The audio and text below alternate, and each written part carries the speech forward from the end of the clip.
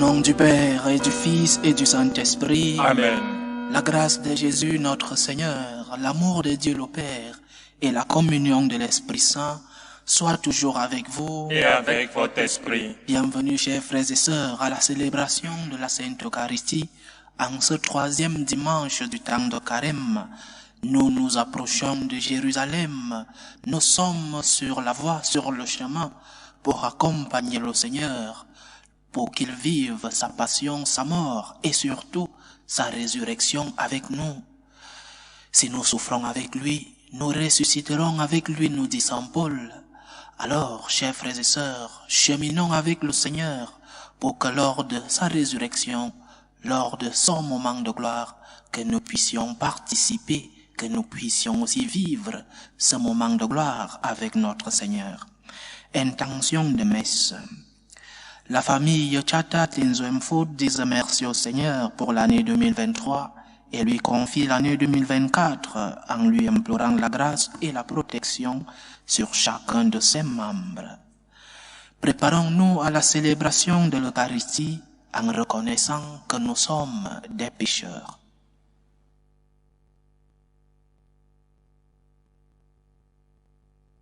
Je confesse à Dieu Tout-Puissant, je reconnais devant vous, frères et sœurs, que j'ai péché en pensée, en parole, par action et par omission. Oui, j'ai vraiment péché. C'est pourquoi je supplie la bienheureuse Vierge Marie, les anges et tous les saints, et vous aussi, frères et sœurs, de prier pour moi le Seigneur notre Dieu. Que Dieu Tout-Puissant nous fasse miséricorde, qu'il nous pardonne nos péchés, et nous conduise à la vie éternelle. Amen.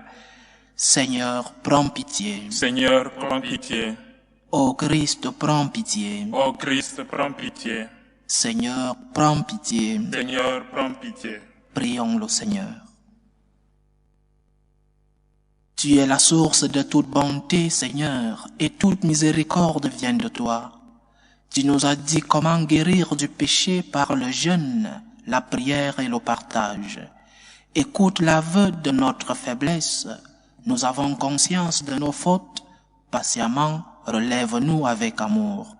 Par Jésus-Christ, ton Fils, notre Seigneur, qui vit et règne avec toi dans l'unité du Saint-Esprit, Dieu, pour les siècles des siècles. Amen.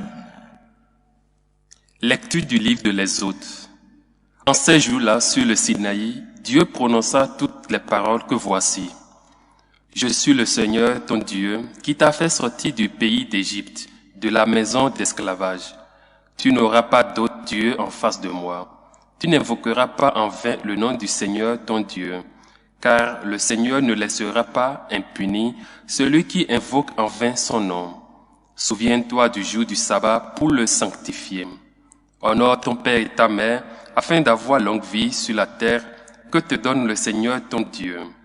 Tu ne commettras pas de meurtre, tu ne commettras pas d'adultère, tu ne commettras pas de vol, tu ne porteras pas de faux témoignages contre ton prochain, tu ne convoiteras pas la maison de ton prochain, tu ne convoiteras pas la femme de ton prochain, ni son serviteur, ni sa servante, ni son bœuf, ni son âme, rien de ce qui lui appartient.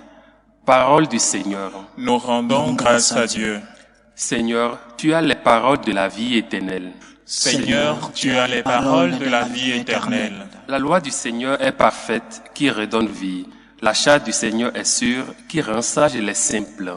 Seigneur, tu as les paroles de la vie éternelle. Les préceptes du Seigneur sont droits, ils réjouissent le cœur. Le commandement du Seigneur est limpide, il clarifie le regard. Seigneur, tu as les paroles de la vie éternelle. La crainte qui inspire est pure, elle est là pour toujours. Les décisions du Seigneur sont justes et vraiment équitables. Seigneur, tu as les paroles de la vie éternelle. Plus désirable que l'or, qu'une masse d'or fin, plus savoureuse que le miel qui coule des rayons. Seigneur, tu as les paroles de la vie éternelle.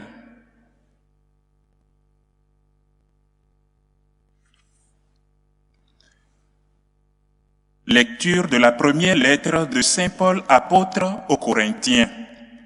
Frères, alors que les Juifs réclament des signes miraculeux, et que les Grecs recherchent une sagesse, nous proclamons un Messie crucifié, scandale pour les Juifs, folie pour les nations païennes.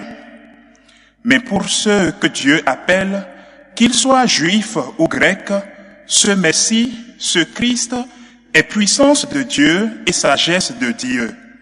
Car ce qui est folie de Dieu est plus sage que les hommes, et ce qui est faiblesse de Dieu est plus fort que les hommes. Parole du Seigneur. Nous Rendons grâce à Dieu. Gloire au Christ, sagesse éternelle du Dieu vivant. Gloire à toi, Seigneur. Gloire au Christ, sagesse éternelle du Père vivant. Gloire à toi, Seigneur. Dieu a tellement aimé le monde qu'il a donné son Fils unique, afin que ceux qui croient en lui aient la vie éternelle. Gloire au Christ, sagesse éternelle du Dieu vivant. Gloire à toi, Seigneur.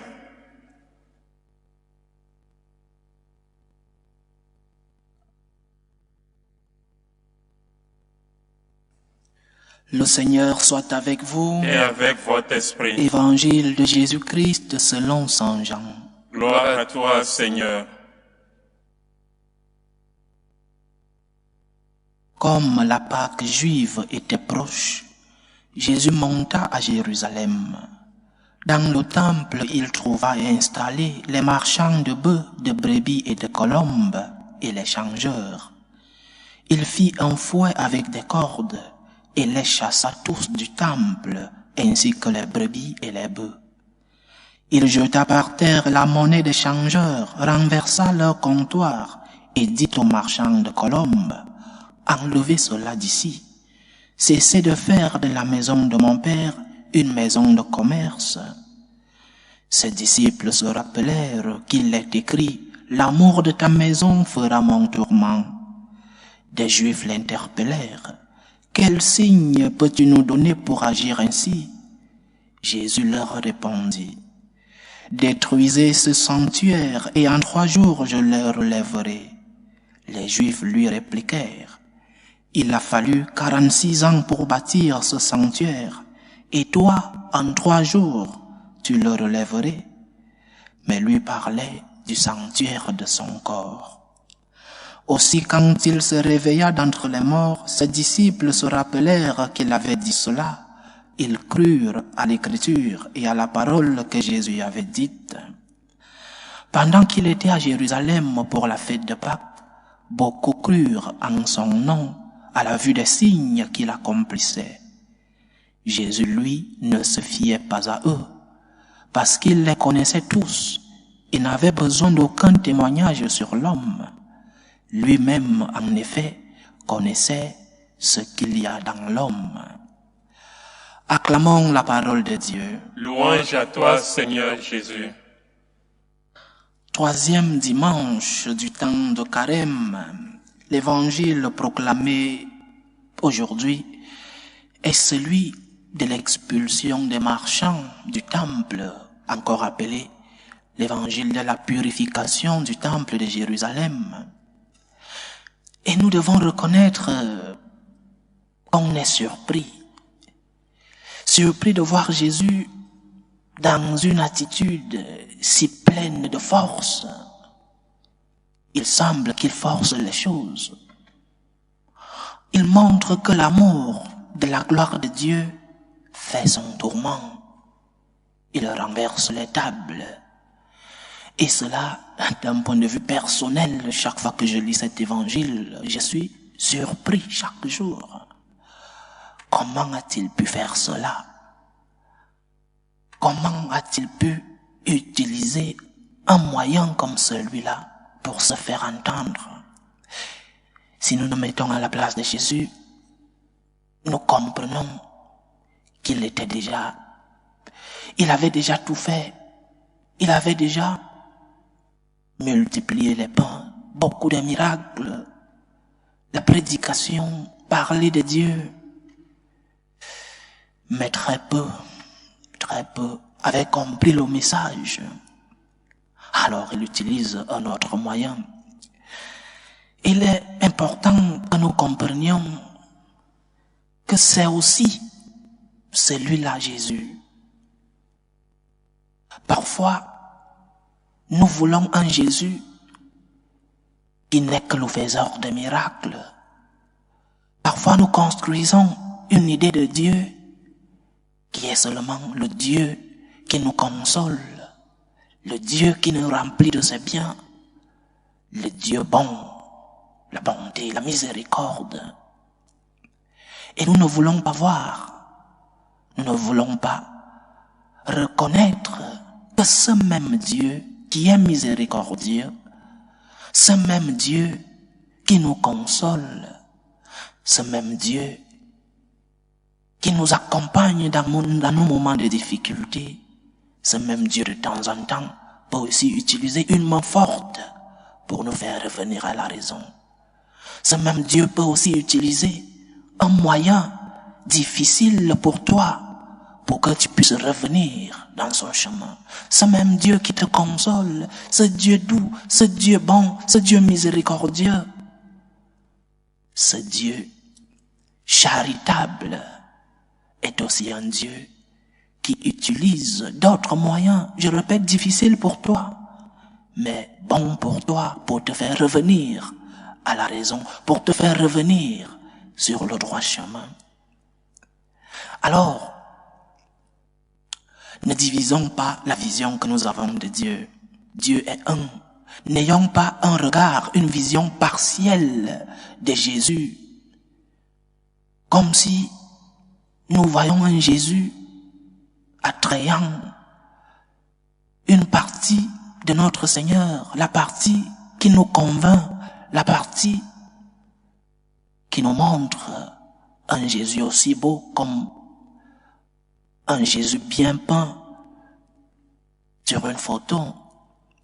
Essayons de découvrir un autre visage de notre Seigneur qui est le même Dieu, mais qui nous montre aussi cette pédagogie éducative, cette pédagogie. Pour ceux qui ont des enfants, pour ceux qui sont formateurs, comprennent que lorsque la vision du pédagogue, de la main douce, n'est pas comprise, alors il faut utiliser une autre vision, il faut passer au niveau supérieur. C'est ce que fait Jésus aujourd'hui. Vous ne voulez pas comprendre par amour, vous ne voulez pas respecter le Seigneur par amour pour lui, vous ne voulez pas vous approcher du Seigneur par amour, alors vous vous approcherez de Dieu par crainte de la violence, de la colère de Dieu.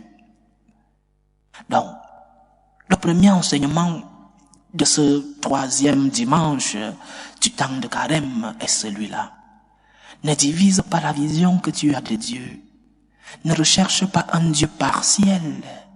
Ne lis pas les Écritures en recherchant des textes, des passages qui te conviennent et qui te laissent la conscience tranquille, comme certains des sectes chrétiennes qui n'ont qu'un verset biblique dans la bouche.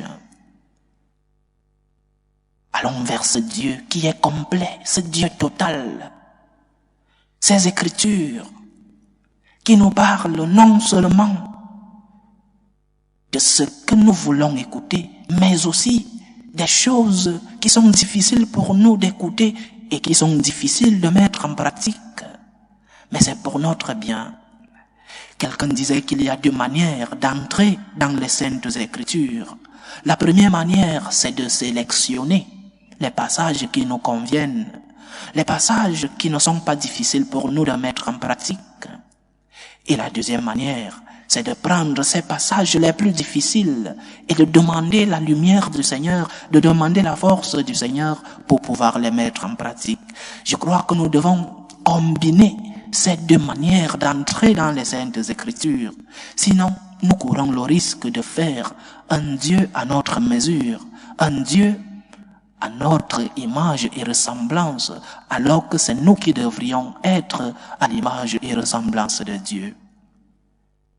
Ne cherche pas le Jésus qui est seulement consolateur. Cherche aussi ce Jésus qui passera peut-être par le fouet pour te faire revenir sur le bon chemin. Cherche le Jésus qui parfois peut te punir pour ton bien. La punition de Dieu, c'est pour que tu reviennes à lui. La punition de Dieu, lorsque Dieu te montre un signe difficile pour toi de comprendre, c'est pour ton bien. Alors l'attitude de Jésus dans l'évangile d'aujourd'hui est d'abord pour purifier la maison de son Père, mais aussi pour purifier ces personnes, pour faire comprendre à ces personnes que nous devons respecter Dieu. Nous devons respecter Dieu et les choses de Dieu, la maison de Dieu dans ce cas. Donc, cherchez le Dieu complet, pas le Dieu où tu sélectionnes certaines caractéristiques. Je veux le Dieu miséricordieux, je veux le Dieu consolateur, je veux le Dieu bon. Et le Dieu qui te fait travailler pour ton salut, tu le mets de côté.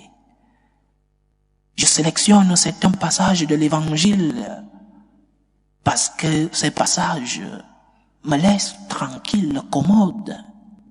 Et les passages difficiles à appliquer, je tourne la page. Ce n'est pas cela la foi chrétienne, chers frères et sœurs.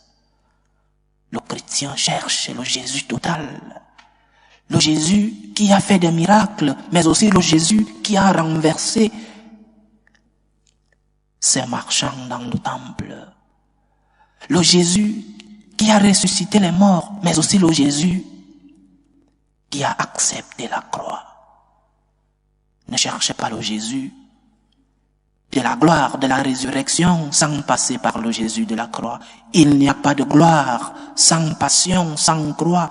Il n'y a pas de gloire sans effort, sans la crucifixion. Tu ne peux pas recevoir la gloire de Dieu si tu n'es pas passé par la passion. Premier enseignement. Notre Dieu est complet. Ne choisissons pas les caractéristiques qui nous rendent la vie commode. Acceptons ce Dieu qui nous console, mais qui de temps en temps nous donne quelques gifles. Que veut dire Jésus dans cette attitude? Qu'est-ce qu'il va encore nous dire? Le thème principal de cet évangile, c'est celui de la purification de la religion. La purification de la religion. Dans notre église, il y a des cas graves qui sautent à l'œil. Les cas de pédérastie, les cas de corruption, d'homosexualité, ce sont des vrais cas réels. Ils existent malheureusement.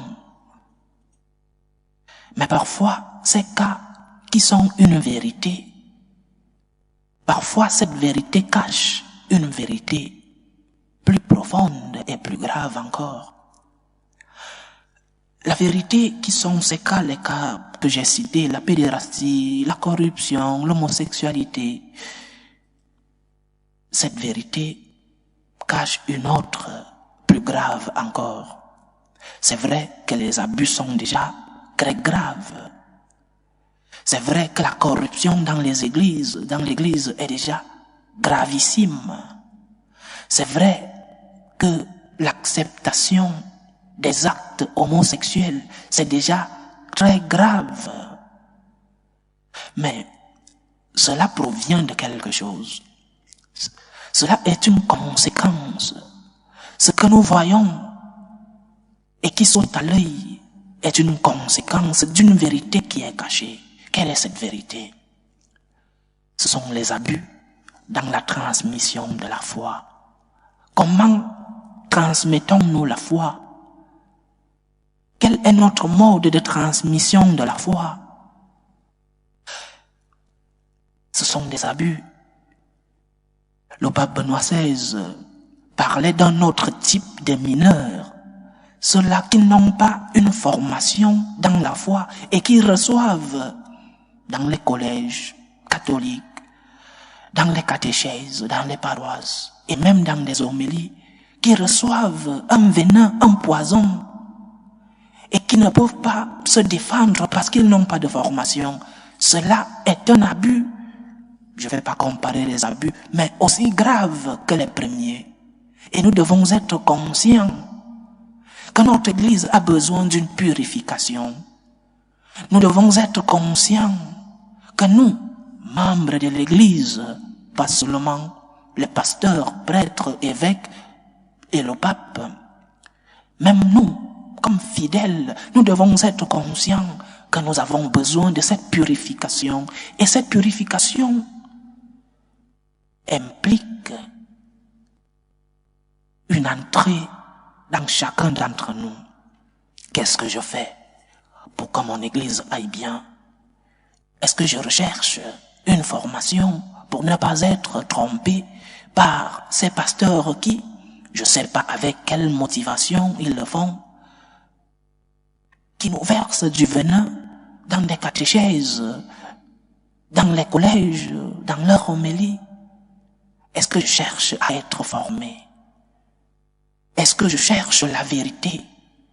Ou alors je cherche le Dieu commode, le Dieu facile? Et je viens à la messe, je gobe tout ce qu'on me dit, et je rentre à la maison comme si rien ne s'était passé. Nous sommes tous responsables. Nous sommes tous responsables de la situation dans notre Église. Nous devons tous être conscients que notre Église a besoin d'être purifiée et chacun individuellement doit être conscient qu'il a besoin de purification. Le Seigneur, avec cette attitude dans le temple, nous passe un message, chers frères et sœurs. L'Église est la maison de Dieu. L'Église est la maison du Seigneur. Et une Église qui ne parle pas de Dieu, je le répète, je le dis plusieurs fois, une Église qui ne parle pas de Dieu, il faut la fermer. Une Église qui ne parle pas de Dieu est devenue une ONG plus ou moins bien organisée. Nous devons être conscients, si nous aimons Dieu, si nous respectons le Seigneur, nous devons être conscients que nous avons besoin de cette purification, une purification profonde, une purification qui doit nous faire mal. Parce que un arbre qui est en train de sécher, pour le sauver, il faut couper certaines branches. Il faut tailler certaines racines. Et cela fait mal à l'arbre. Et nous devons accepter cette douleur pour que nous soyons purifiés. Pour que notre Église soit purifiée, nous devons d'abord accepter qu'elle va mal. Et oui, elle va mal. Il y a quelques jours, je voyais la photo d'un évêque en train de bénir un couple homosexuel. Nous sommes arrivés. Il y a quelques mois, le président de la conférence épiscopale allemande parlait qu'ils allaient donner la communion même aux protestants. C'est notre Église. Nous devons accepter la purification. Nous sommes tous responsables. Je crois que cet amour que le Christ a démontré en purifiant le temple, nous en avons besoin aujourd'hui. Non pas avec violence, chers frères et sœurs, non pas avec violence, ni verbale, ni physique, mais avec insistance et charité. Il n'y a pas de charité sans vérité. Il n'y a pas d'amour sans vérité. Nous ne purifierons pas notre Église si nous ne disons pas la vérité. Le courage de parler, le courage de corriger fraternellement, le courage de dire ce que certains qui doivent dire ne disent pas. L'Église est une maison de prière. L'Église est aussi une maison de charité. L'Église sera toujours Bethel, maison de Dieu, et Bélène, maison du pain, maison de l'aliment, la maison de Dieu, la prière, la maison du pain, l'Eucharistie, la maison de prière, une maison de charité. Mais j'insiste, il n'y a pas de charité sans vérité. Lorsque nous nous dirons la vérité et lorsque certains seront humbles d'accepter cette vérité, alors notre Église sera purifiée. Lorsque nous oublions que l'Église est une maison de prière, est une maison de pain de l'Eucharistie, alors nous finirons par transformer l'Église à une ONG, comme beaucoup qui sont là-dehors. L'amour de la maison de Dieu doit nous tourmenter. Purifions la maison de Dieu. Commençons par nous purifier nous-mêmes. Purifions l'Église tous ensemble, avec insistance, avec charité. Mais il n'y a pas de charité sans vérité. Purifions notre Église. Seigneur, tu as les paroles de la vie éternelle. Que ces paroles de Dieu, qui parfois sont difficiles à comprendre, nous aident à nous purifier et à purifier la Sainte Église, la maison de Dieu. Loué soit Jésus-Christ. À jamais.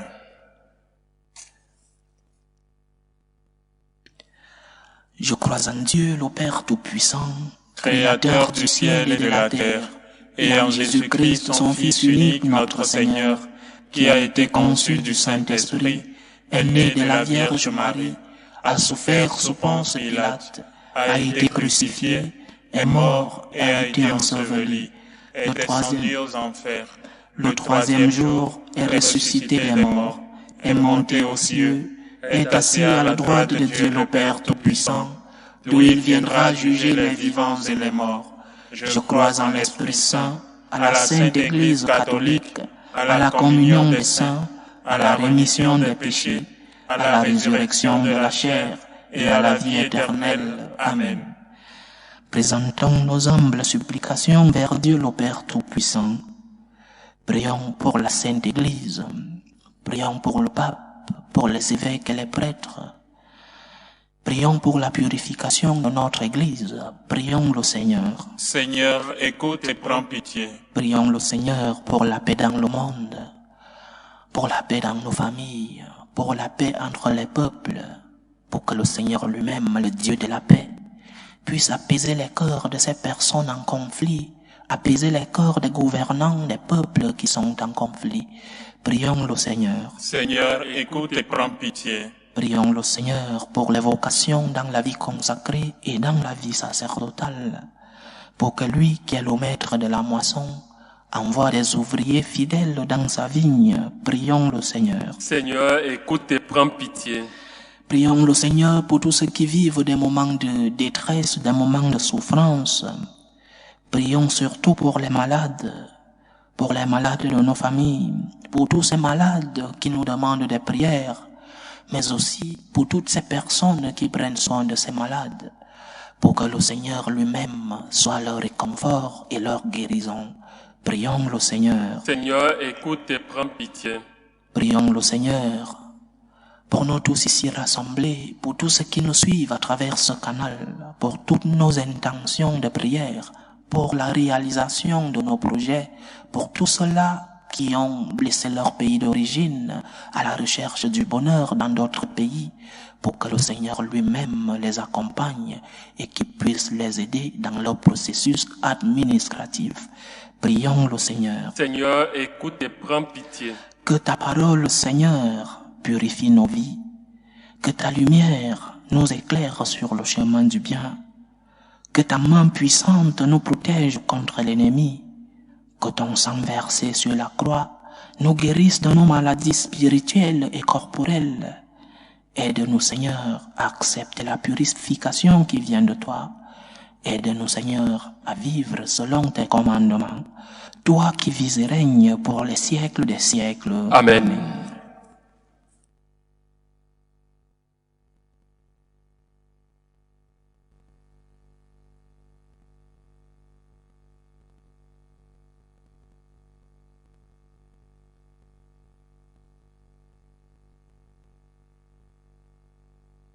Tu es béni, Seigneur, Dieu de l'univers. Nous avons reçu de ta bonté le pain que nous te présentons, fruit de la terre et du travail des hommes.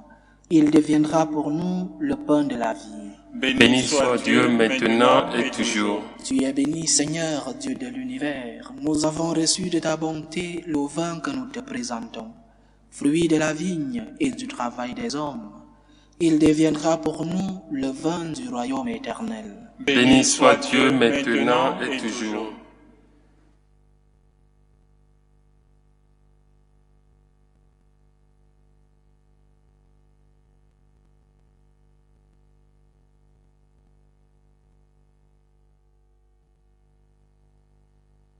Priez, frères et sœurs, que mon sacrifice qui est aussi le vôtre soit agréable à Dieu le Père Tout-Puissant. Que le Seigneur reçoive de vos mains ce sacrifice à la louange et à la gloire de son nom pour notre bien et celui de toute l'Église. Par ce sacrifice, Seigneur de bonté, alors que nous implorons le pardon de nos fautes, accorde-nous d'avoir à cœur de pardonner les fautes de nos frères. Par Jésus-Christ, ton Fils, notre Seigneur, qui vit et règne avec toi dans l'unité du Saint-Esprit, Dieu, pour les siècles des siècles. Amen. Le Seigneur soit avec vous. Et avec votre esprit, Élevons notre cœur. nous le tournons vers le Seigneur. Rendons grâce au Seigneur notre Dieu. Cela est juste et bon. Vraiment, il est juste et bon pour ta gloire et notre salut, de t'offrir notre action de grâce toujours et en tout lieu. Seigneur, Père très saint, Dieu éternel et tout-puissant, par le Christ notre Seigneur. Car chaque année, tu accordes à tes fidèles de se préparer aux fêtes pascales dans la joie d'un cœur purifié, de sorte qu'en s'adonnant à une prière plus fervente et à une charité plus active, fidèles aux sacrements qui les ont fait renaître, ils soient comblés de la grâce que tu réserves à tes enfants. C'est pourquoi avec les anges et les archanges, avec les puissances d'en haut et tous les esprits bienheureux, nous chantons l'hymne de ta gloire et sans fin nous proclamons.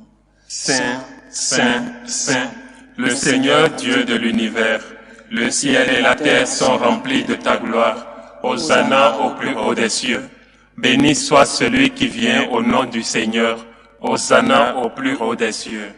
Tu es vraiment Saint Dieu de l'univers, et il est juste que toute la création proclame ta louange, car c'est toi qui donnes la vie, c'est toi qui sanctifies toutes choses par ton Fils Jésus-Christ notre Seigneur, avec la puissance de l'Esprit Saint.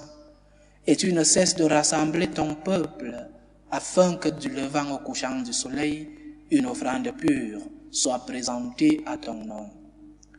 C'est pourquoi nous voici rassemblés devant toi, Dieu notre Père. Et dans la communion de toute l'Église, nous célébrons le jour où le Christ est ressuscité d'entre les morts.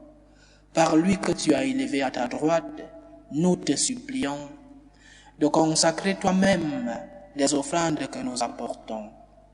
Sanctifie-les par ton esprit pour qu'elles deviennent le corps et le sang de ton Fils Jésus-Christ, notre Seigneur, qui nous a dit de célébrer ce mystère.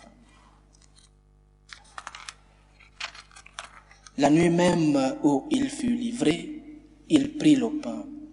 En te rendant grâce, il dit la bénédiction, il rompit le pain et le donna à ses disciples en disant : « Prenez et mangez-en tous. Ceci est mon corps, livré pour vous. »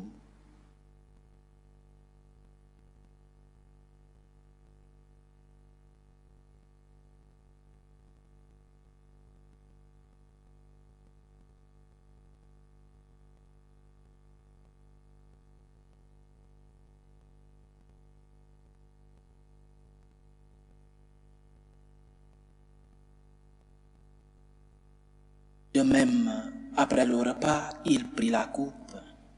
De nouveau, il rendit grâce. Il la donna à ses disciples en disant : « Prenez et buvez-en tous, car ceci est la coupe de mon sang, le sang de l'alliance nouvelle et éternelle, qui sera versé pour vous et pour la multitude en rémission des péchés. Vous ferez cela en mémoire de moi. »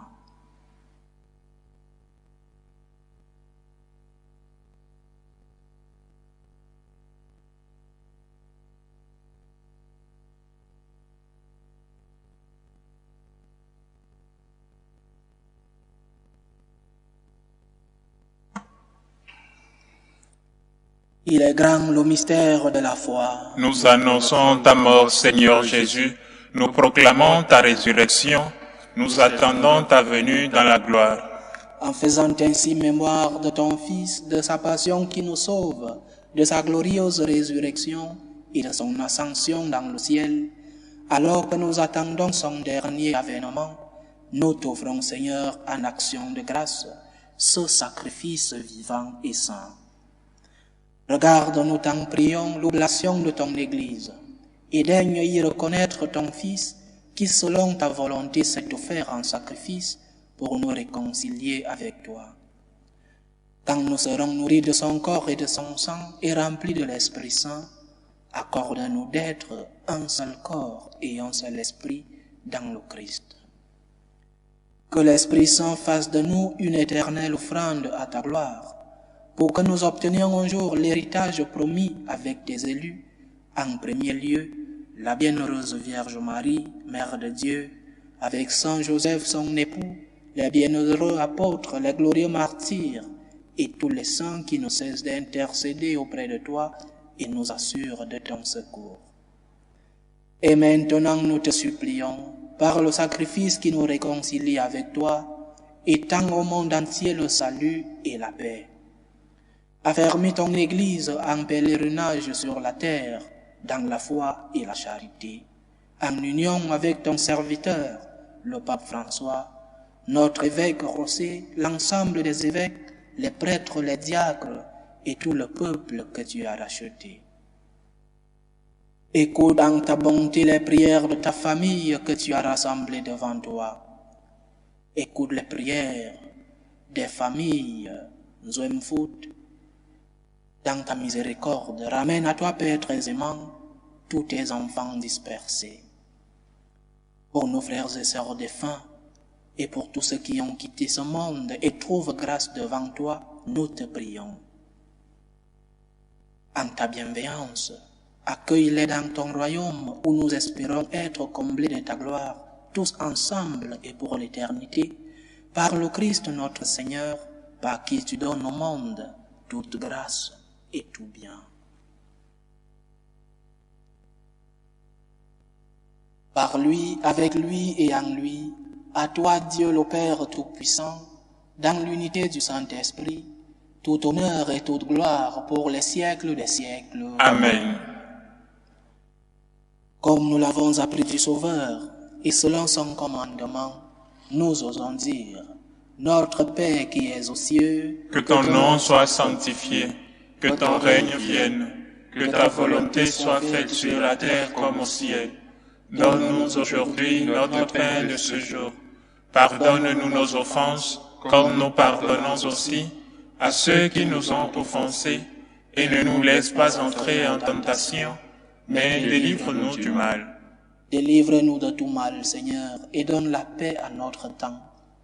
Soutenus par ta miséricorde, nous serons libérés de tout péché, à l'abri de toute épreuve. Nous qui attendons que se réalise cette bienheureuse espérance, l'avènement de Jésus-Christ, notre Sauveur. Car c'est à toi qu'appartiennent le règne, la puissance et la gloire pour les siècles des siècles. Seigneur Jésus-Christ, tu as dit à tes apôtres, « Je vous laisse la paix, je vous donne ma paix. » Ne regarde pas nos péchés, mais la foi de ton Église. Pour que ta volonté s'accomplisse, donne-lui toujours cette paix et conduis-la vers l'unité parfaite. Toi qui vis et règnes pour les siècles des siècles. Amen. Que la paix du Seigneur soit toujours avec vous. Et avec votre esprit. Dans la charité du Christ, donnez-vous la paix. Agneau de Dieu qui enlève les péchés du monde, Prends pitié de nous. Agneau de Dieu qui enlève les péchés du monde, prends pitié de nous. Agneau de Dieu qui enlève les péchés du monde, donne-nous la paix.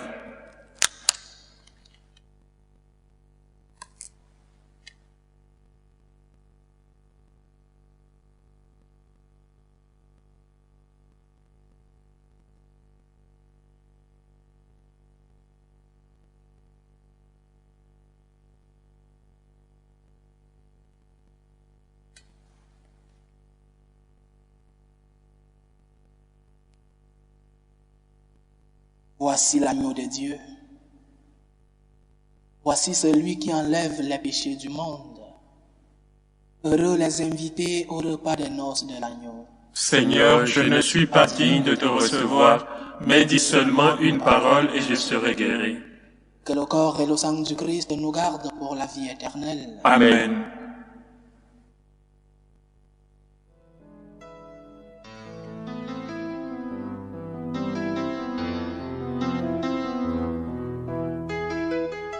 Communion spirituelle.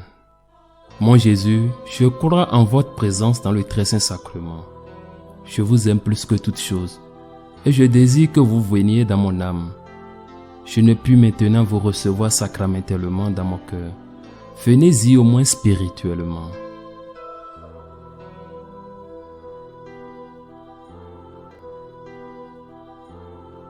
Je vous embrasse comme si vous étiez déjà venu et je m'unis à vous tout entier. Ne permettez pas que j'aie jamais le malheur de me séparer de vous. Amen.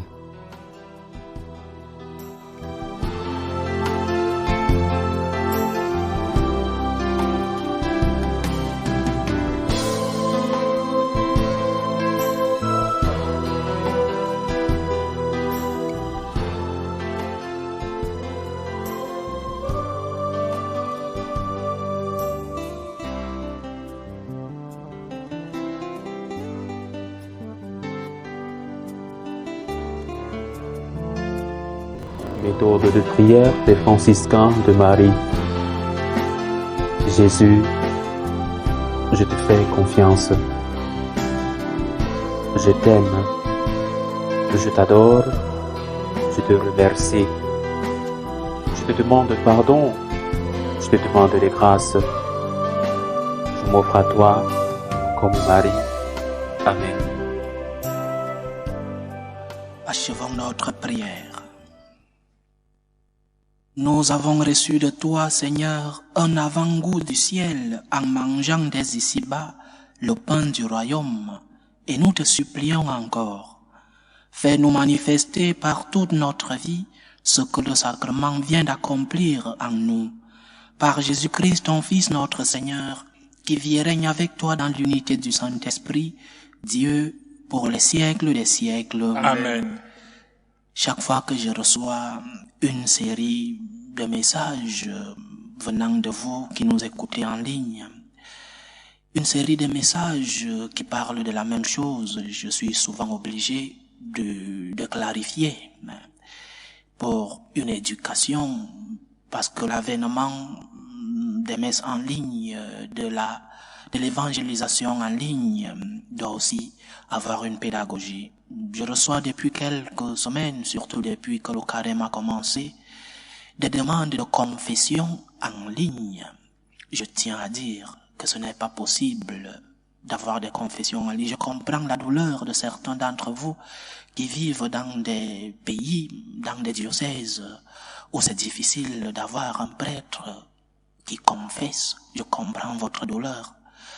Mais cela n'est pas permis. Les confessions en ligne ne sont pas permises. Je le regrette, mais ce n'est pas permis de faire des confessions en ligne.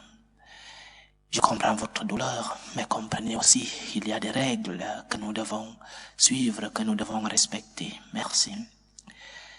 Le Seigneur soit avec vous. Et avec votre esprit. Que Dieu Tout-Puissant vous bénisse, le Père, le Fils et le Saint-Esprit. Amen. Allez dans la paix du Christ. Nous rendons grâce à Dieu. Salut ô Reine, Mère de miséricorde, notre vie, notre douceur, notre espérance, salut. Nous crions vers toi, enfant d'Ève exilée. Vers toi nous soupirons, gémissant et pleurant, dans cette vallée de larmes. Ô toi, notre avocate, tourne vers nous ton regard miséricordieux. Et après cet exil, montre-nous Jésus, le fruit béni de tes entrailles. Ô clémente, ô miséricordieuse, ô douce Vierge Marie. Amen. Priez pour nous, Sainte Mère de Dieu, Afin que nous soyons rendus dignes des promesses du Christ.